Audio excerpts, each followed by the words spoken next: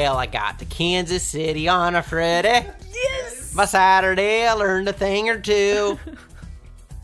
Here, pig. No, I think a little. How old is this farmer? I imagine middle-aged, but you can... Yeah, big. All right, down here. Take another sip of my alcoholic beverage, and then the scene will begin. Everyone hold on. Hold for alcohol. Yeah, pig. Get your food, pig. Boy, I sure do love raising pigs for meat. That's right. Safest thing in the world. I keep my chickens right over there, and I keep my pigs right over there. All in close proximity with each other and covered in their own feces, and no negative repercussions to come from it. Well, I can't believe I came from New York City and moved right out here to farm in Kansas. What's that now, dear? Oh, I was just saying how I love raising my meat pigs and how nothing terrible can ever... Hold on, I'll finish this sentence. Nothing... Aw, what's happening, darling? Fever. A pain throughout my body. My lungs. They're filling with fluid. I'm dying. Please tell my pigs I won't be there to kill them for meat. Doctor, call the doctor! Oh wait, we're the only ones here. Haskell County, Kansas, January 1918. Hello, everyone, and welcome to History's a Joke, a podcast where we deep dive into different stories from history. This week, I am joined by Paul and Sophie. Neither of them have heard this story before, so they will be asking questions along the way and helping me tell this tale to its fullest comedic effect. Today, we will be discussing the flu pandemic of 1918. It seems topical, and honestly, learning about the previous pandemic has helped in all kinds of ways with coping with the current pandemic. Did you introduce yourself? No, I guess I didn't. This is Zach. Nathan's brother, Amanda's... This is Amanda's boyfriend's brother, Zach Hamer. Yes, this is my boyfriend's brother, Zach. He'll be doing the, also known as podcast for you the today. Miss Frizzle of the depressing history facts.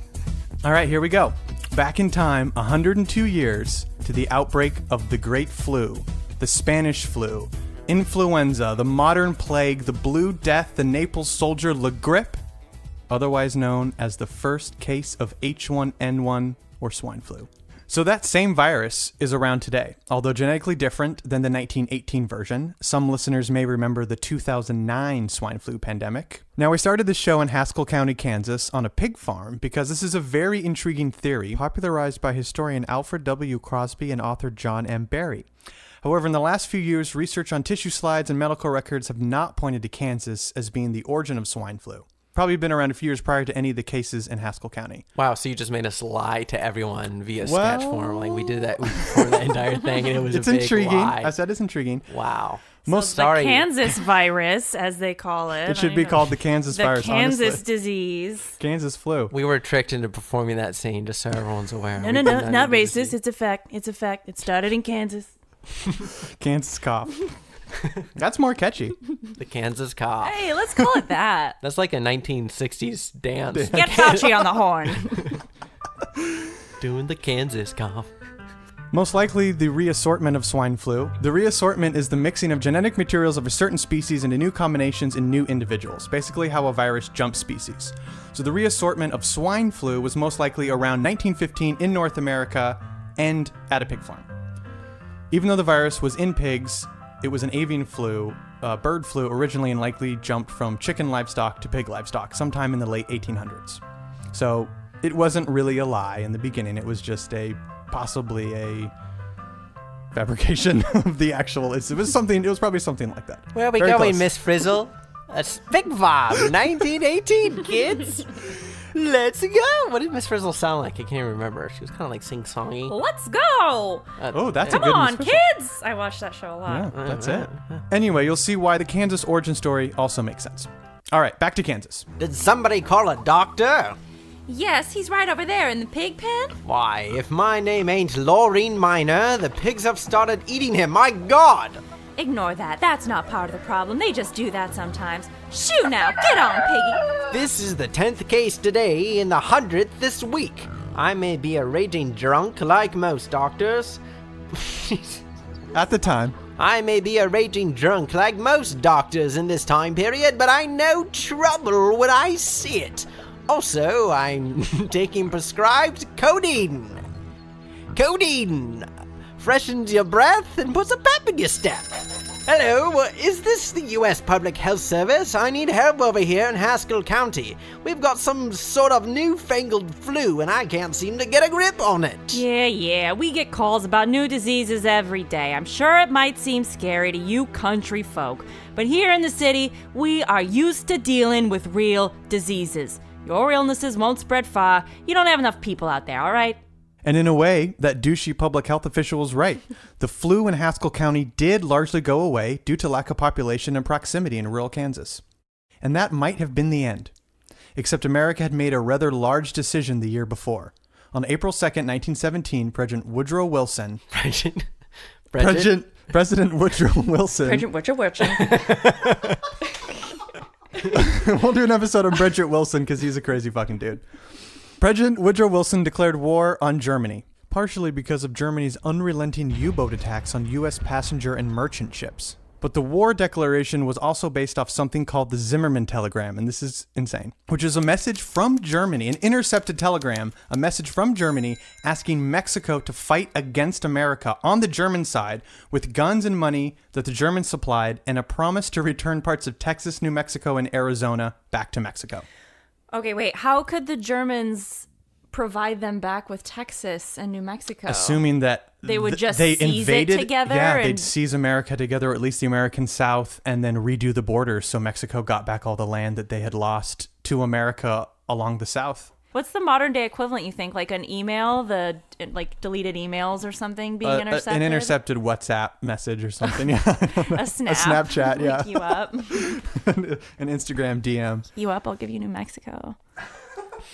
This is all to say America was ready for war, and war meant troops, and lots of troops in concise locations. This brings us back to Kansas. A few young men enlist in the Army and leave Haskell County for training at Camp Funston. How fun was it? Tons. 56,000 troops assemble at Camp Funston, which is already over capacity and about to enter one of the coldest winters on record. Barracks and hospitals were still desperately trying to build and accommodate this huge influx of new soldiers. Wait, where's Camp Funston? Kansas. Oh, it's also in Kansas. Yes, this is why this is why I said the Kansas thing makes sense. This is just 300 miles away from this hypothetical or prospected pig farm. Funston, Kansas. There were pig farms all over Kansas. Haskell County was only, a few hundred miles from Camp Funston. Kansas is just farming pigs left and right then right now. At that time, at least. Kansas Chicken City. and pig farms. This meant many men were forced to sleep outside. So in direct contradiction with the health and safety rules of the camp, a commanding officer ordered all the men crammed inside the barracks. Inside the barracks that were completed. Why did they have to go from camping to... Because it was going to be too cold. They were afraid that the people outside were going to get sick and die, so they put them all inside the barracks, even though there weren't enough for everybody. Probably thinking huddle together for warmth, too. They'll be, yeah. Yeah, just... I mean, they had health and safety guidelines burly in place. men taking off their clothes. The men from Haskell County arrived on February 28th, and less than a week later, the Camp Funston sick bay was flooded with soldiers. The first person at Funston to report ill was, of all people, the company cook. On today's menu, tomatoes, canned cabbage, some of my mucus, some of my virus-infected mucus, and also we don't have gloves yet. On March 4th, 1918, Albert Glitchell, who himself was from Haskell County... Fake news name. I've never met Never Albert heard Glitchell. of him. Never met Albert Glitchell in my life. Mr. Glitchell reported to the sick bay. A few days later, 522 men at camp were sick. And just a day after that, the virus had already reached New York City. Who went to New York City from this fort? One of the soldiers probably just went home on leave. Oh boy, I'm feeling great today, and there's no way I'll be feeling worse tomorrow. Time to go back to my hometown of New York City, where the lights are bright and everyone touches the same subway railing. Just like that, the flu was back on the loose in the world. Even though there were extremely high rates of infection and higher than usual death rate, the military ignored the flu problem at Funston. as it appeared to be recessing by April. Wait, so this flu happening everywhere. Everyone's aware of it in the Florida. Just the military is aware of it. Everyone's aware of it. Oh, just the military. Just the military is aware at this point. People are coming home and getting sick, but this is at a time when every year there was some terrible, illness. The year before was diphtheria. The year before something else. Exactly, yeah. Okay. And so people were kind of always getting sick and dying, so it needed to be big to really catch, catch people's attention. Sounds familiar. Yeah, well, yeah. So the military largely ignored the flu problem at Funston, as it appeared to be recessing by April, and there was a seemingly more serious measles outbreak in the military at the time. Additionally, whenever troops are mobilized, diseases would inevitably break out. So both the flu and the measles outbreaks were expected. Wait, how is the military the only people aware of this? It's only happening in the camps, really. It's spreading. There are cases in the cities, but 522 people in 1 week is a large amount for a military camp. A couple of cases back in New York City is not going to raise any alarms, The Camp Funston soldiers completed their training and in April 1918 boarded ships bound for Brest, France. Brest? What are all these? Brester? I went from Hardly. from Funton, Kansas to Brest, France. Oh, you said Brest. Sorry, I had to get a little shout out to Beavis and Butthead there. You said France. All right, so someone do the soldier and the ship. Listen to me, men. We are heading for France. We must fight with honor and virtue. We must fight for freedom, liberty, and for keeping the current Texas borders. Now, who's with me? Sir, how much did you have to drink last night? Sir, What? can I offer? No, I am, sir. Can I offer you some Dramamine or what's going on here? Now, once these infected ships and soldiers landed in France, they covered the landing grounds with the flu. And since soldiers were only staying in the landing area for a short while before being sent on to fight, there was an ever-rotating platter of new soldiers for the flu to infect. The ill coming off the boats infected common surface areas and fellow soldiers, and those that somehow didn't have the flu were certain to get it while awaiting their deployment to the front lines. There were British and French troops in close contact with Americans. Quickly, the flu spread between Allied armies as they marched across Europe and traveled back to their home countries and fought in the trenches. No, it's worse than marching. What? Marching with the flu. That's probably true. Doctor's log. William H. Welch, April 1918. I continue to track the spread of an illness in our training camps. As of now, there are cases at some of our largest camps, as well as 30 major cities. I am one of the country's most famous doctors. I insisted that Americans get vaccinated.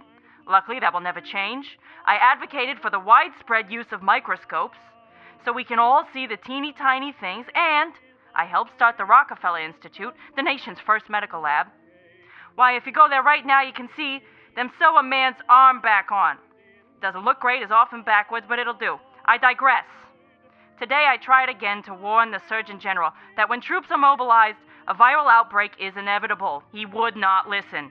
I told him he should hire me and all of my friends to help fight and contain this outbreak, but again, he would not listen.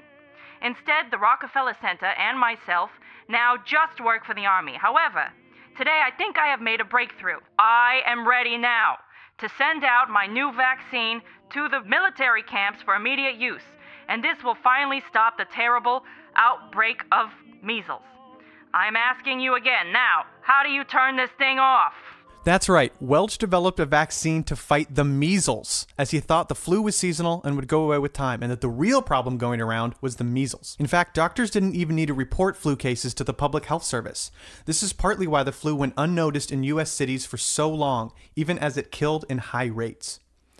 And in another fateful twist caused by America's decision to go to war, 36,000 civilian doctors were overseas, leaving our country woefully unprepared to fight a pandemic at home. But now, we head into the trenches to see how the nature of war creates the perfect environment for disease. Keep your head down, unless you won't lose it. Alright, how many men do I have under my command? 100 strong, sir. Ready to fight. All crowded together in slim trenches filled up to the knee with water and blood. The perfect conditions to keep us healthy to fight. Roger. I could see the enemy just across the field. Vulnerable from the looks of it. Seemed to be some sort of nasty cough going around there. Luckily it's evaded our ranks. That time for attack is near, but not yet. Best we keep waiting. That's right. The longer we wait to attack, the more of a surprise it will be. The look on their faces when we shout surprise and charge across this trench. I wish cameras were portable enough to film it. That's how funny it's gonna be. Are you with me, men? Oh my god, they're all dead. At least the shitting plank won't be crowded tonight. I will have all the elbow room I ever wanted. This is the most depressing material I've ever read out loud in my life. What's this shitting Being plank? alone on the shitting plank is not. Is that a depressing thing? Is this a plank They- that was it would hovered literally over? it would literally be a long piece of wood that they would either had holes carved in it, or they would just hang their butts off of. There would be buckets underneath, or just a trench dug, and they would just sit on a plank shoulder to shoulder and go to the bathroom So everyone's just waiting in trenches for the other side to attack, and they're just spreading forever, spreading diseases and just sitting in. I mean, people would die in no man's land, and the rain would come and it would wash all of the blood and guts and infections and decomposing bodies into the trenches. People would drown in the trench because they'd either get wounded or they'd fall or they'd get stuck in them. I mean, there were mud pits that would suck horses and wagons into them. Oh my god. Like quicksand. I don't think much about sanitation. Like, these were all lessons that were learned the hard way. Yeah, by over thousands of years. thinking like, that, infection is caused by all that shit. Yeah, literally shit. As the flu quietly crept through the Allied armies, it began to affect their ability to wage war. This is what finally caused military doctors to take notice at this new disease. In war, there are always new offensives in the spring as the weather becomes more conducive for combat. This was the case in the spring of 1918. The Allies knew the Germans were preparing a massive offensive in hopes of finally winning the war. The Allies became alarmed when it appeared that they might not be able to stop a large German advance due to the flu. Captain's log, May 1918. Well, looks like I screwed the pooch on preparing a measles vaccine. Turns out it wasn't measles at all along. Who could have known? Besides that one doctor in Kansas that no one listened to. I have turned the Rockefeller Center into a dedicated flu research facility, and I have asked you once again for any and all information on this new disease. But we must keep strong. We must keep this a secret. We must listen to our young people. We can't let the German and Central Powers find out we are battling a debilitating illness. Now, how do I turn this thing off? Oh, this is the loudspeaker. Now, it wasn't too difficult to keep the flu outbreak a secret. Through the passing of the Espionage Act of 1917, the government had clamped down on freedom of the press during the war, afraid that any war-related information might reach the Germans. So the government denied the flu outbreak, and the press printed their denials of the seriousness of this illness, tricking both the Germans and the U.S. population. As other Allied nations contracted the flu, those countries used similar laws to deny and downplay the disease. It wasn't until the flu reached Spain in May 1918 that the extent and danger of the disease was fully reported on.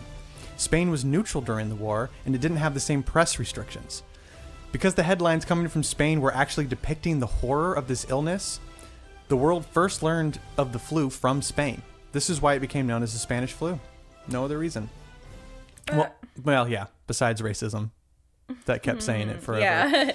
And it became known as it, and then they kept the name, yeah. Right, Every single piece That's of... interesting that's why. I've always wondered why, because I've never heard Freedom of anything the press in Spain is why. And then people in America would print Spanish flu and put it on posters long after I think it was every everywhere. single fact in history needs to have an asterisk that just says, besides racism.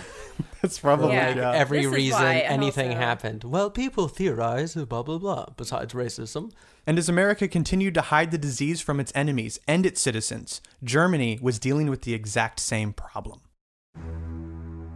999. I must get... I did a lot of research to get the accent exactly right. I researched General Ludendorff. I found the region of Germany that he was from.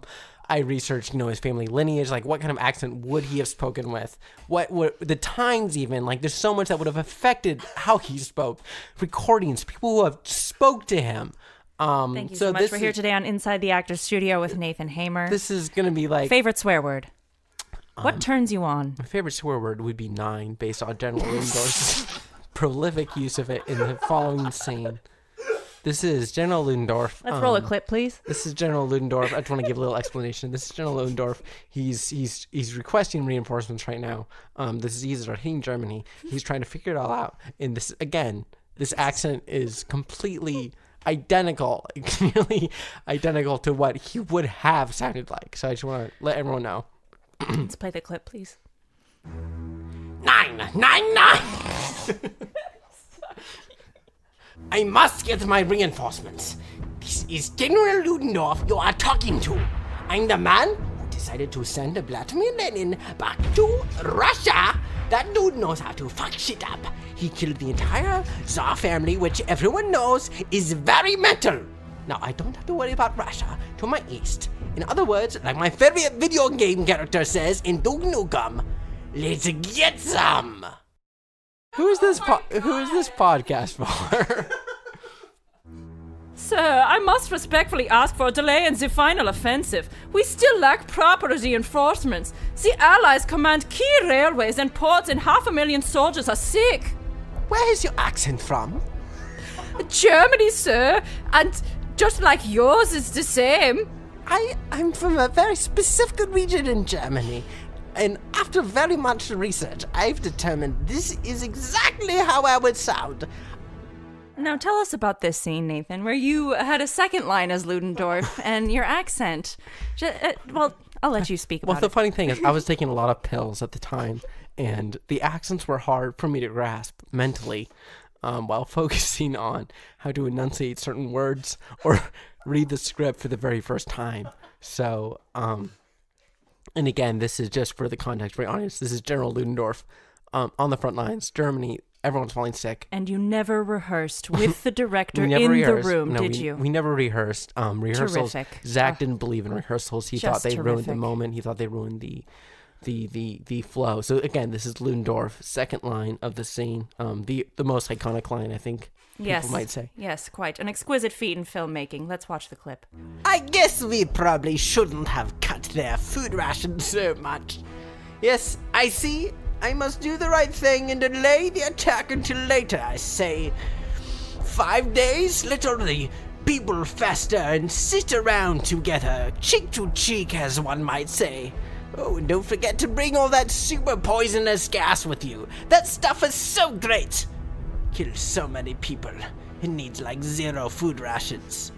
Everything today in Germany is food rations or gas. Food rations or gas. It's all we talk about. R.I.P. James Lipton. Yeah. We are on page 11 of 21, folks. Can I pour the rest of this drink on your carpet, Zach, for James Lipton? We should have done it when we started, really. Oh, we should have, yeah. Pour one out for James. Shame on us. Ludendorff delayed the attack only 5 days, and due to the fact that many Allied soldiers were recovering from the early spring French outbreak, the battle was fierce, with the initial attack and resulting Allied counteroffensive lasting 100 days. During this time, the Germans deployed their mustard gas, and as the flu-infected soldiers breathed the mustard gas, it settled in their nose and throats, one of the same places the flu virus lived. Those that survived the mustard gas may have been unwittingly giving the flu virus the habitat and fuel it needed to develop into an even more deadly strain. You see, mustard gas has certain chemical components that allow for genetic mutations in cells. The mustard gas essentially mixed with the flu and mutated into the next and even deadlier version of the disease. As the flu was ever changing and ever mutating, the exact list of symptoms changed, making it difficult to diagnose, especially since many of the symptoms had never been associated with the flu before. Doctors all over the world were perplexed and certain this was a new plague. Here are some of the symptoms of the 1918 flu. Headache, nausea, diarrhea, extreme muscle aches, extreme fatigue, fevers so high they would induce hallucinations, ear infections so swift they would cause the eardrum to rupture within hours, temporary or permanent blindness, deafness, and paralysis. Some people coughed so hard they tore their abdominal muscles, broke ribs, and even coughed holes into their lungs. The air would escape through tiny holes and settle into small air pockets underneath the skin. When a person with this affliction moved, you could audibly hear the air pockets crinkle and crack. The flu also caused hemorrhagic fever, which caused blood to fill the lungs and seep out of people's eyes, ears, and nose. This flu could kill a healthy person in as little as 12 hours. Many people died from drowning in their own fluid-filled lungs, turning blue. Anyway, that's...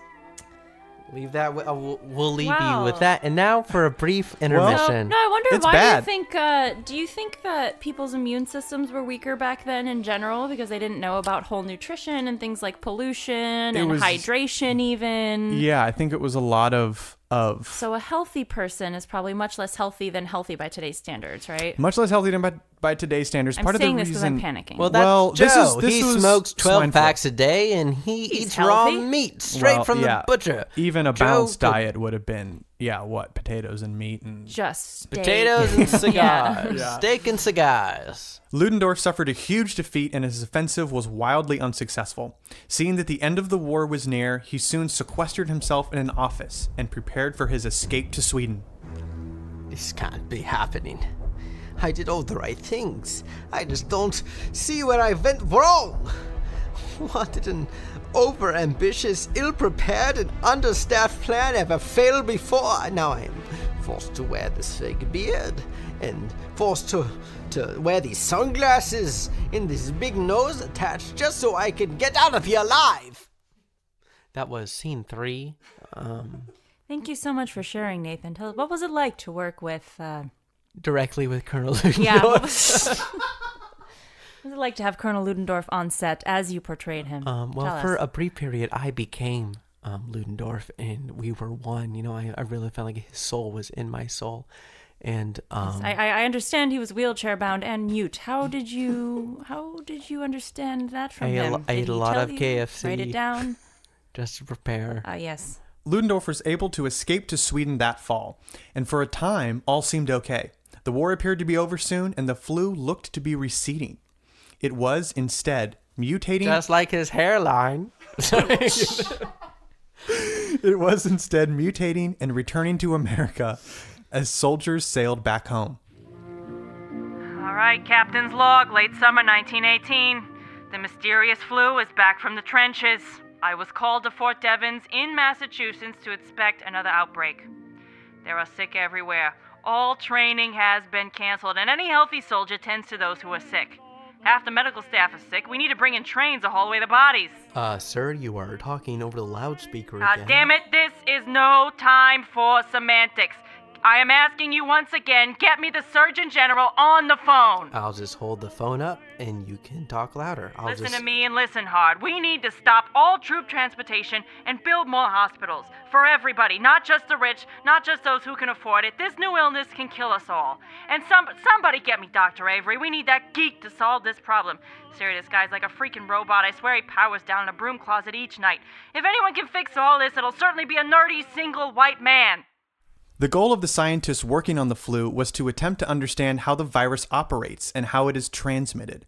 But most importantly, they needed to identify the exact bacteria within the flu.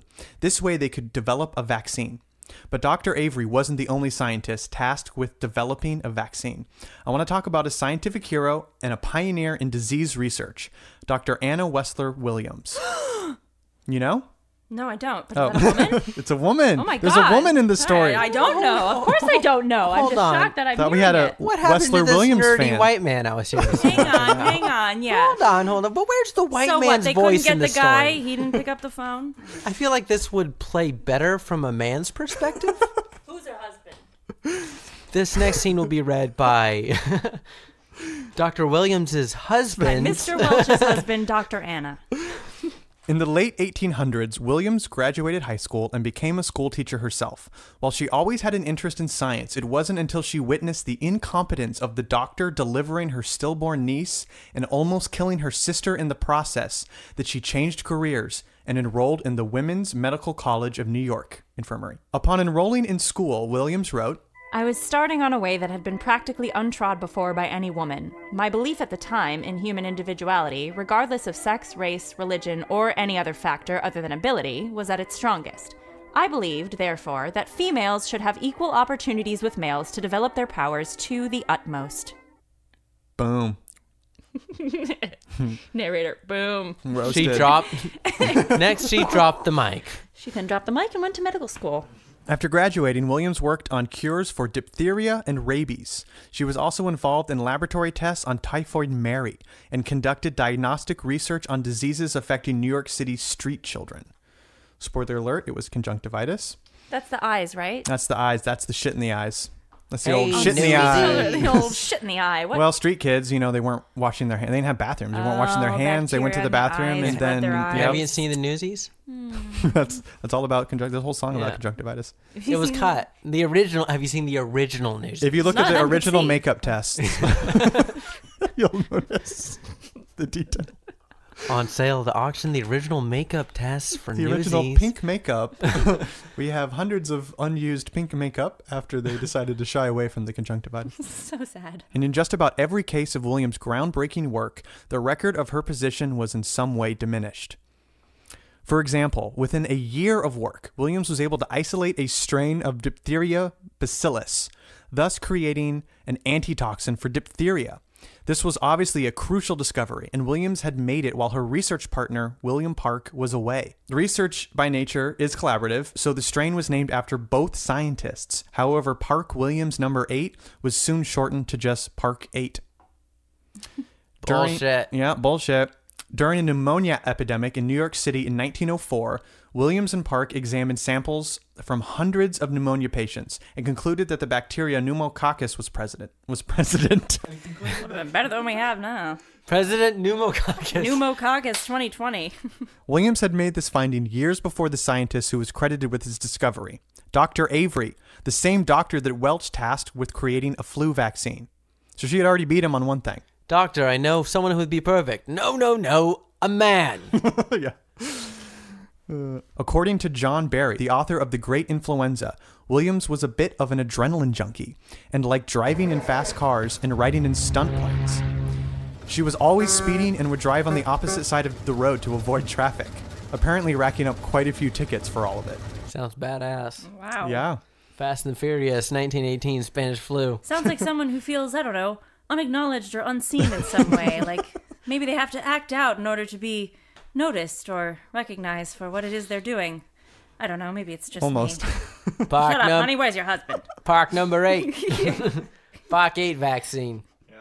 Kind of like how the Broadway review of Bob Fosse and Gwen Verdon's work was called Fosse, and she was named artistic advisor. Yeah. History repeats itself. This podcast is brought to you Fosse Verdon, now on Hulu. Her research partner, Park, by contrast, was a more straight-laced and aristocratic. His family arrived in America in 1630 and 1640, so problematic already. And he was extremely religious, so he could not have enjoyed speeding down the road in Anna Williams' godless Buick. Williams and Park's plan was simple. Isolate the mysterious flu pathogen, inject the pathogen into a horse, extract the horse's blood, and by extension, the antibodies. I must find it. The what? Bacillus. I must find it. The bacillus. Pfeiffer's influenza bacillus must be the starting point for the virus. Need to confirm this. Ah, Hannah, I didn't see you there. Here in my horse chamber. Come in. I have 200 horses in this room with me.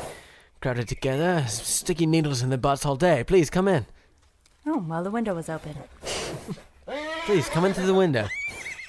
Sorry, the front door is blocked by horses. I have so many horses. Nothing clears my head more than sticky needles in their butts and seeing what happens. Please, come in.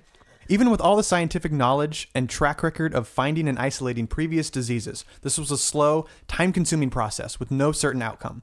And there were definitely scientific skeptics and plenty of incompetent leadership. The Tammany Hall crew had recently reclaimed New York City and made a point of replacing anyone not loyal to them. This included the health department. Several New York City health commissioners were pushed out or resigned before one day. Why, what a beautiful day in my city. The sweet mix of horse shit and car oil. Hey, boss, my pal Royal Copeland, I think, he would be perfect for the new health commissioner. I know he's pro-Tammany, man, through and through. This scene was played with a small toothpick in the corner of this character's mouth. toothpicks were used currently in the 1918s just as kind of props, or people always needed to pick their teeth sort of compulsively. Amazing. So a character aid, if you will, much like Brando with the cotton balls in The Godfather. It was better than Brando. Oh, yes. Well, we'll see for ourselves, won't we? Let's watch the clip here. Mr. John Francis Highland, an honor to meet you, sir. I too aspire to be a businessman, politician like yourself. Nothing wrong with making friends and making money while in office. Well, Royal, you had me at my own name. I don't even need your medical qualifications. Good, because you ain't got none. Well, I'm not doing anything. I was literally just standing on the sidewalk outside City Hall. Shall we go upstairs and swear you in? Come on, everyone, let's go. Grab a bottle, make it a party. This actually happened. Some dude off the street with no real medical or scientific education and no real interest in public health became New York City's health commissioner. He was the dean of a homeopathic medical school, but the mayor also was literally just standing on the sidewalk. And this dude just came up and twirling my mustache. A good man, a very good man it is, and so I've appointed him because I've known him to be a good man. Solid man, fine man it is. I gave the mayor the typical 1918 sign that I was ready to talk by twirling my mustache mischievously. Yes, good man. Scientists watched the new outbreak spread from military camp to military camp, and as it traveled on men, supplies, trains, and trucks all across the U.S.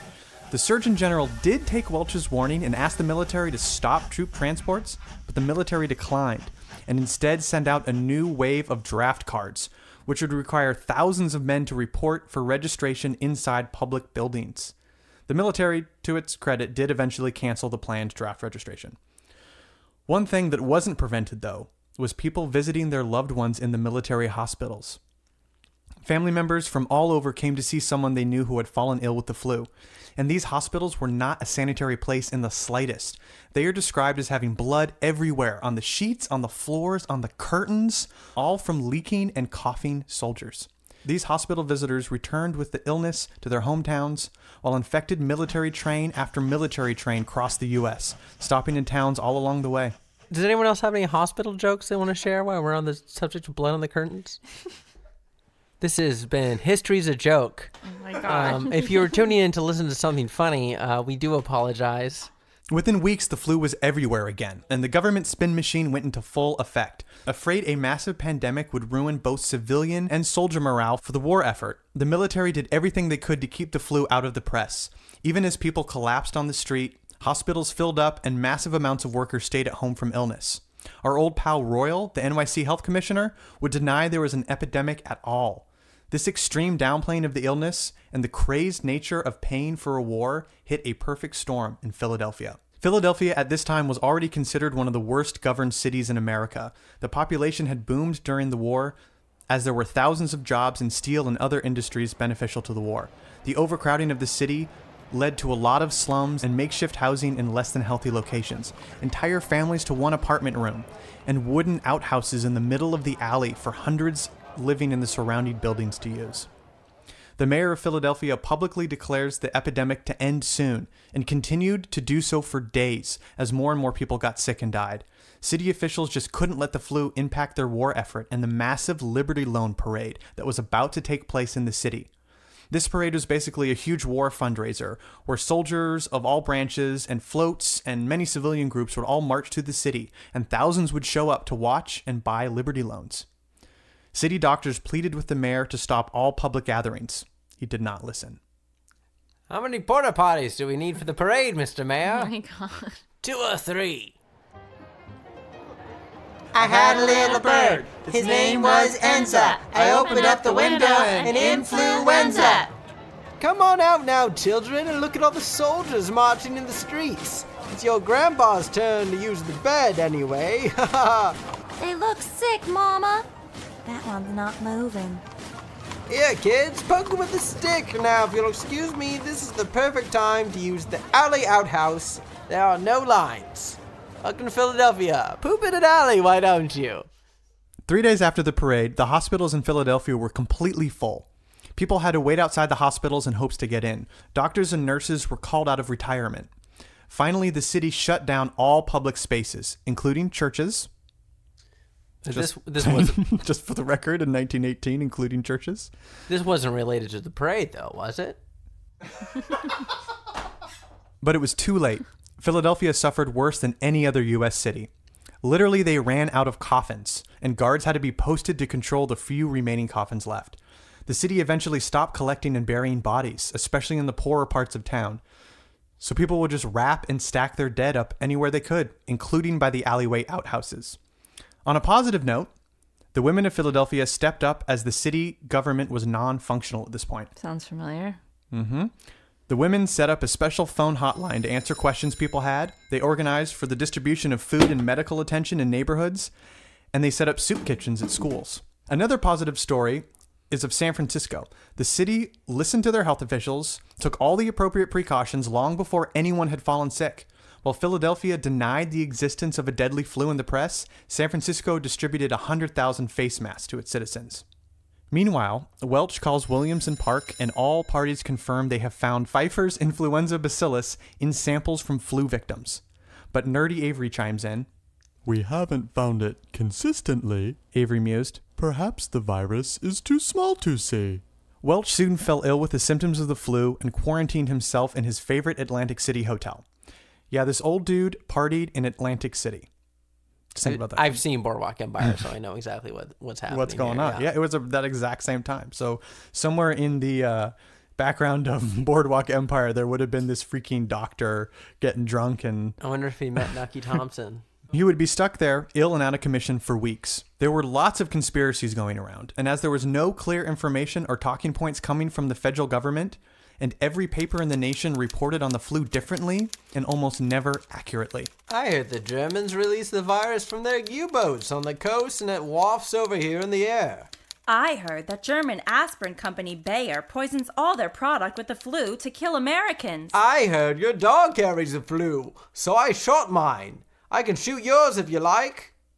Wow, is that fucking true? That's awful. They killed thousands of dogs and pets in Arizona from this conspiracy theory. The Bayer thing was kind of true, only because doctors were overprescribing aspirin to flu patients, and the patients would overdose and die from aspirin poisoning, which wasn't known at the time. How many Bayers does it take to get to an overdose? I think it was quite a few. But people were feeling crappy, so they just say, take, a handful of aspirin and until you feel better, and you can still overdose from aspirin. Now, I'm supposed to take a few. Mother, do we have to have aspirin soup again for dinner? Welch and the Rockefeller Center eventually developed what they thought might be a vaccine. But because the Rockefeller Center was a part of the military, the government refused to give any vaccines to U.S. cities and made only enough for the military and the civilians essential to the war effort. When the horse butt injections were finally complete, Williams and Park also... My favorite hobby. I wish this horse butt injections wouldn't end. What am I going to do with my time now that all these horse butt injections are done? I love it. Williams and Park also thought that they had developed a potential vaccine. It was produced in mass, distributed, and was of no effect. No one's vaccine worked. Techniques were developed to help keep sick people alive, including a procedure for draining the fluid from the lungs. Most of this frontline critical care work was delivered by nurses. 36,000 doctors were serving overseas, and even the doctors at home couldn't do much to help the dying people. Their training wasn't at the bedside, but in operations or lengthy procedures, which most patients didn't have time for. As civilians and nurses stepped up around the country to fight the disease, President Woodrow Dumbfuck Wilson did absolutely nothing. This episode is brought to you by the Wilson Estate. The Wilson Library. In fact, what's your beef with Wilson? He's such a fucking idiot. We'll do a whole episode on him. He's wow. Well, I didn't start, but he got us into World War I. Zach doesn't have Twitter feeds with anyone currently Except alive. dead presidents. We'll do Woodrow Wilson, you dumb fuck. We'll do a Lincoln one too. Don't worry, that's coming. Oh my god. And a Kennedy, I'm sure. In fact, Wilson contracted the flu himself in Paris in April 1919, and it fucked with his brain. When he recovered, he was never the same and would blurt out unexpected orders, and apparently made all kinds of odd concessions at the Treaty of Versailles. So, anyway, he also had some kind of brain damage from it afterwards, on top of everything else, and was still president. How much mustard gas did you breathe? And he was in love with his cousin. We'll talk about it more later. So was every U.S. president. It seemed to be a thing. It was a thing. Rich people at that time. Well, that's what I'm saying. the Kennedys and... My family got here in 1630, and we've been making sweet love to each other ever since. The second wave of the flu spread across the entire world, jumping continents via shipping channels. It was on every continent except Antarctica. This is only the second wave. We're like 95 minutes We're into this podcast. We're getting 1/4 of the way How through. life feels right now. This is only the second wave. I'm like 95 minutes into the first 10 minutes of this day. Episode 1 of this Jesus podcast Christ. has taken the entire Quarantine. 965 days of March. Welch's replacement, Victor Vaughn, wrote... Is this a sketch? Someone read... No, it's Hi, just Vaughn. a quote. Someone read Vaughn. Who's Vaughn? He's Welch's replacement. If this epidemic continues at its mathematical rate of acceleration, civilization could easily disappear from the face of the earth in a matter of a few more weeks. This is Vaughn, giving you your daily humor and little quirky anecdotes, all the way from Antarctica. Wait, why is he in Antarctica? He's not. He's not. Oh, it's just that was just the last word. I'm here in the script. I'm here. Not there. I'm here in Antarctica, and I'm pointing out the virus isn't here. Countries all over the world, including America, use the disease as an excuse to create more restrictions for minority groups. In South Africa, it led to a law banning black South Africans from entering urban areas without a pass. In India, the native population watched the British government offer no help, and instead they received treatment and care from the revolutionaries. Gandhi and his movement received the support of the Indian people based on their productive reaction to the pandemic. And the pandemic killed more people in India than anywhere else. Gandhi himself fell ill to the disease. He recovered later, obviously. In the end, herd immunity kicked in, and the virus essentially infected everyone it could on the planet until too many survivors were immune, and the disease couldn't reach enough new victims. Perhaps the most devastating thing about the 1918 pandemic was how quickly it was forgotten. Families across the U.S. suffered and grieved quietly and privately. The trauma of the pandemic was so great, people wouldn't even discuss it once it was all over. Who wants to talk about that? Who wants to say, what happened to you during the war? Well, I lost my whole family. Yeah, you might say, oh, I threw a grenade in a trench and killed some Germans and helped America win. You don't really say, I came home and everyone was buried in the backyard. The worldwide death toll was between 500 and 100 million people, killing 3 to 6% of the world's population. The discrepancy exists because this was a worldwide disease and different countries had different record-keeping abilities. Additionally, deaths due to this illness were not always attributed to the flu. Even to this day, scientists go back and forth on whether certain outbreaks at the time were connected to the flu or not. The serums developed by scientists like Williams and Park went on to become the DTP triad vaccine we use today.